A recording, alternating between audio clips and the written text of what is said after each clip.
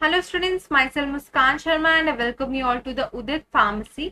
तो आज हम हमारा डी फार्मा फर्स्ट ईयर का जो कि सब्जेक्ट है ह्यूमन एनाटॉमी एंड फिजियोलॉजी, उसका जो रेस्पिरेटरी सिस्टम चैप्टर है, वेरी वेरी इंपॉर्टेंट चैप्टर, तो उसके मल्टीपल चॉइस क्वेश्चन एमसीक्यूज आज हम डिस्कस करने वाले कि इस चैप्टर में से क्या क्या इंपॉर्टेंट मल्टीपल चॉइस क्वेश्चंस बन सकते हैं।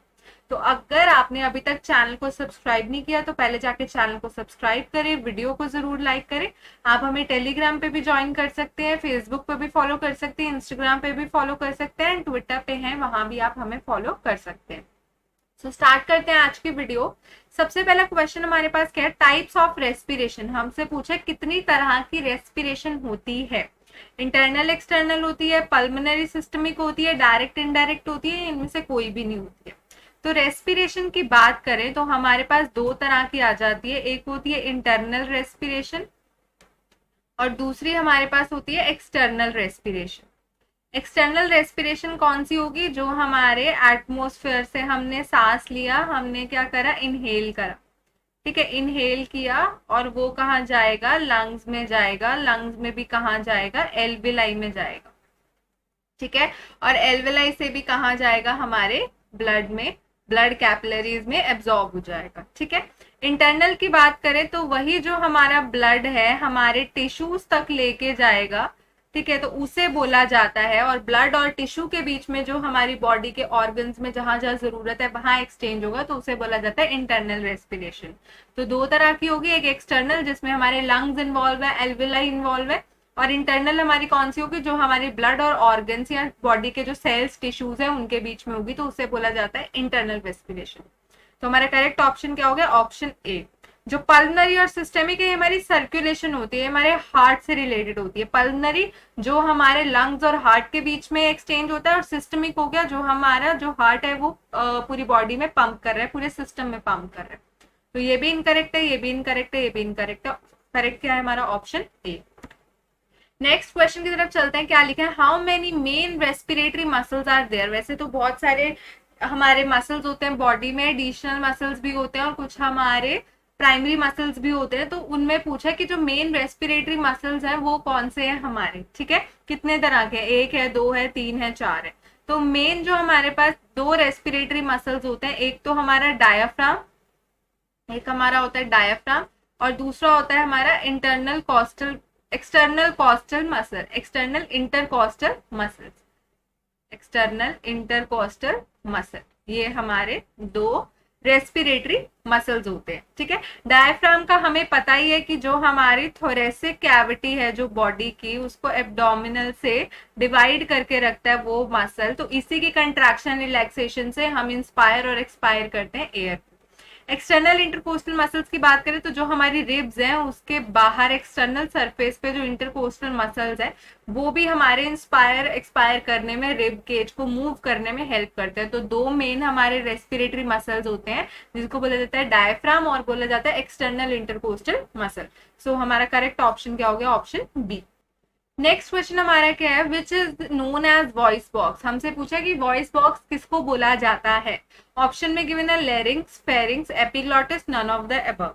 तो वॉइस बॉक्स का मतलब यहाँ पे क्या है कि वो जगह जहां से वॉइस या फिर कह सकते हैं साउंड प्रोड्यूस होती है जब भी हम कुछ बोलते हैं, ठीक है। तो कौन सा लेरिंग्स, जो लेरिंग्स होता है हमारा उसे बोला जाता है वॉइस बॉक्स, क्योंकि यही लेरिंग्स से ही हमारी जो है वो क्या कहते हैं, वॉइस या साउंड जनरेट होती है। सो करेक्ट ऑप्शन क्या है हमारा, ऑप्शन ए। तो अगर यही सब आपको थ्योरेटिकली पढ़ना है, थ्योरी में पढ़ना है, तो हमारी एप्लीकेशन है उदित फार्मेसी क्लासेस के, लिंक आपको डिस्क्रिप्शन में मिल जाएगा, या आप गूगल प्ले स्टोर से जाके डायरेक्ट डाउनलोड भी कर सकते हैं। तो उसमें हमने D pharma first year and second year के कंप्लीट वीडियो लेक्चर्स बनाए हुए हैं, आपको वहां पे डिटेल में वो चीजें मिल जाएंगी एंड आप जाके वहां पे कोर्स परचेज कर सकते हैं। और अगर आपको कोई भी क्वेरी है कोर्स से रिलेटेड तो आप इस नंबर पे कॉल करके क्लियर कर सकते हैं। आगे चलते हैं, क्या लिखा है, how many C shaped rings are present over trachea. हमें बोले कि कितने सी शेप्ड रिंग्स ट्रेकिया के ऊपर प्रेजेंट है। ट्रेकिया क्या है हमारा, विंड पाइप, क्या है, विंड पाइप, जहां से हमारी हवा पास होती है, ठीक है। तो ये क्या है, ये हमारा क्या है, विंड पाइप, ठीक है, यहाँ से हमारे एयर या हवा पास होगी, ठीक है। तो इसके ऊपर हमारे सी शेप्ड के ऐसे कार्टिलेज के रिंग होते हैं। क्यों होते हैं कि जब यहाँ से हमारी हवा क्रॉस कर जाती है तो अगर बाय चांस हवा ना प्रेजेंट हो तो ट्रेकिया हमारा श्रिंक ना हो जाए, क्या हो जाए, श्रिंक ना हो जाए। तो इसकी प्रोटेक्शन के लिए ये सी शेप्ड रिंग्स इसके ऊपर प्रेजेंट होते हैं। तो हमसे पूछा है कि कितने सी शेप्ड रिंग्स ट्रेकिया के ऊपर प्रेजेंट होते हैं। सो करेक्ट आंसर है हमारा option B, that is 16 to 20। 16 से 20 हमारे सी शेप, क्योंकि हाफ होते हैं। जस्ट ट्रेकिया के पीछे हमारी ईसोफेगस लग जाती है, जिसको फूड पाइप बोला जाता है, ठीक है। तो उसको नहीं कवर करती, सिर्फ ट्रेकिया को ही कवर कर रही है, दैट इज वाई इसको सी शेप्ड रिंग बोला जाता है, ठीक है। तो कितनी होती है, 16 से 20 सी शेप्ड रिंग्स होती है हमारी ट्रेकिया के ऊपर। आगे चलते क्या लिखा, नॉर्मल टाइडल वॉल्यूम क्या होती है, 200 ml, 300 ml, 500 ml, 650 ml। तो टाइडल वॉल्यूम पहले पता होना चाहिए क्या होता है।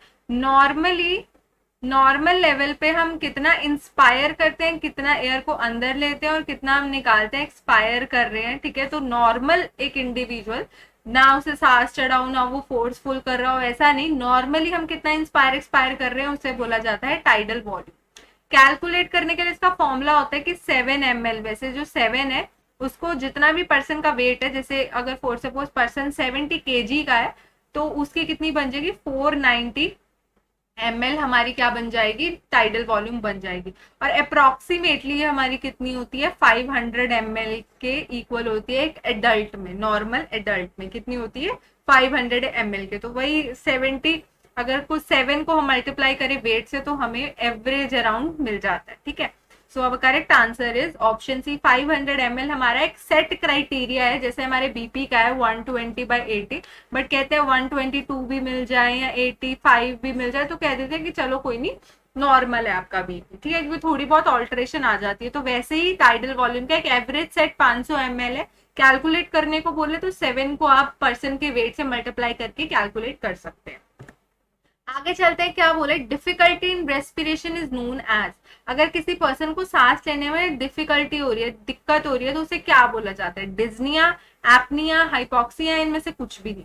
हाइपोक्सिया की बात करें तो लो ऑक्सीजन, जब ऑक्सीजन कहीं पे लो हो जाती है तो उस कंडीशन को बोला जाता है हाइपोक्सिया।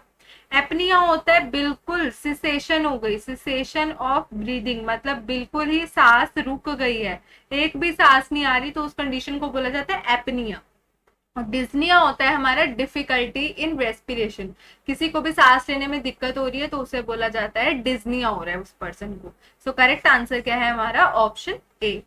आगे चलते क्या लिखा है, total lung capacity is equal to dash, vital capacity plus tidal volume plus inspiratory reserve volume, inspiratory reserve volume plus expiratory reserve volume, vital capacity plus residual volume. हमें पूछा कि टोटल लंग कैपेसिटी किस किस को मिलाकर बनती है।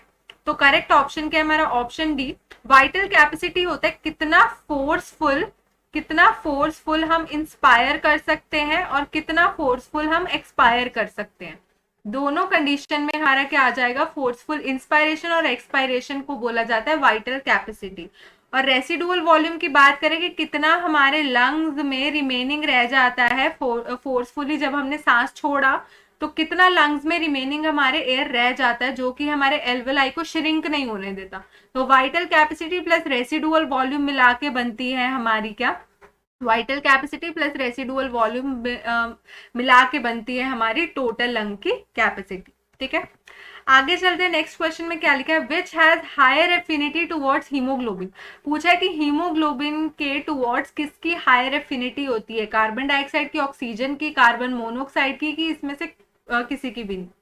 तो बात करते हैं, फॉर सपोज अगर ऑक्सीजन की हीमोग्लोबिन के लिए एफिनिटी कितनी है, 100 है, ठीक है। तो उधर कार्बन मोनोऑक्साइड की हीमोग्लोबिन से एफिनिटी 400 होगी, बिकॉज इतना ज्यादा कार्बन मोनोऑक्साइड अगर कहीं भी हल्का सा भी प्रेजेंट हो तो हमारा हीमोग्लोबिन उसकी तरफ भागेगा, चाहे जितना मर्जी ऑक्सीजन प्रेजेंट है उसकी तरफ नहीं भागेगा, जितना थोड़ा सा भी कार्बन मोनोऑक्साइड प्रेजेंट है तो वो उसकी तरफ भागेगा, क्योंकि हीमोग्लोबिन की बहुत ज्यादा एफिनिटी होती है टुवर्ड्स कार्बन मोनोऑक्साइड।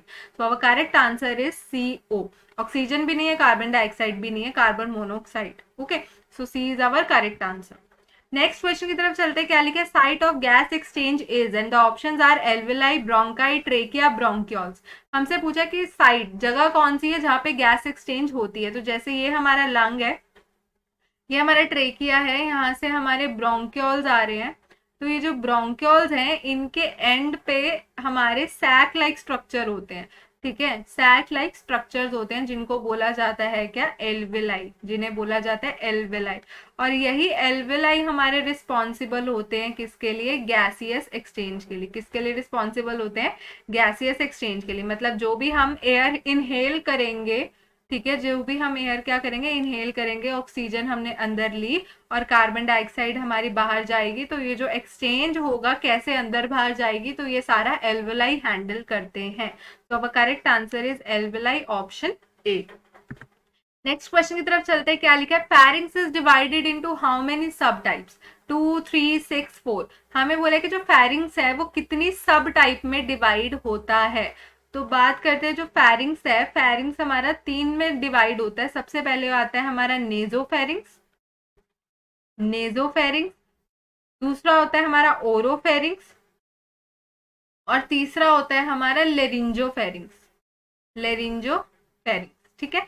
तो वो हमारा फेरिंग्स जो कि नाक के पास है उसे बोला जाता है नेजोफेरिंग्स, जो ओरल के कैविटी मुंह के सराउंडिंग में उसे ओरोफेरिंग्स, और जो लेरिंग्स के आसपास होता है उसे बोलते हैं लेरिंजोफेरिंग्स। तो 3 तरह के हमारे सब टाइप्स होते हैं फेरिंग्स के। So correct answer is option B.